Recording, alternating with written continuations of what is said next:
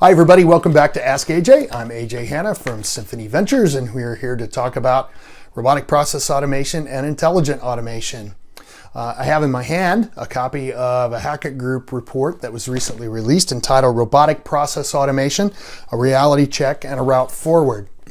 This study was designed to look back over implementations over the last several years and try to determine the common factors that might influence whether or not an organization felt satisfied or dissatisfied with their RPA program and what they had done with RPA.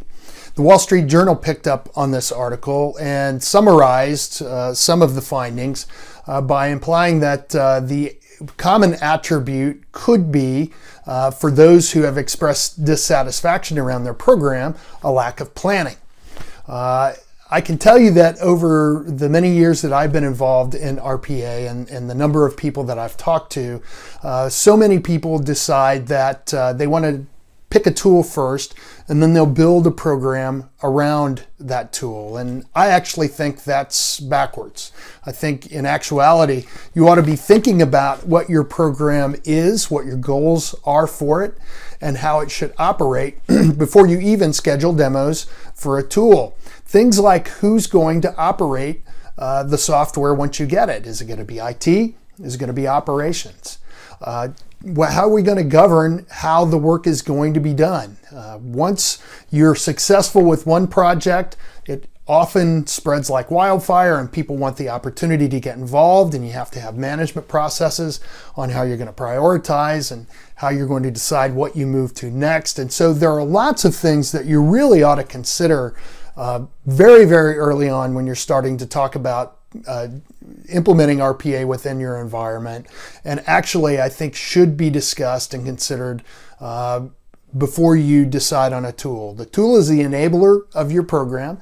The tool is not your program, and so I really think that some more time should be spent up front thinking about those types of things. And so I've put together a checklist of some of those thoughts that you can find on the Symphony website and in a link on the show notes that will take you to that checklist that will give you some things to think about, maybe even some things that you'll want to discuss with a partner who's set up programs and had experience in utilizing tools and in implementing programs in other organizations to help you start that journey off on more solid footing, and hopefully will help you to avoid some of the misperceptions and perhaps some of the loftier than realistic goals that sometimes get set just by buying the tool and starting to automate a piece of our process.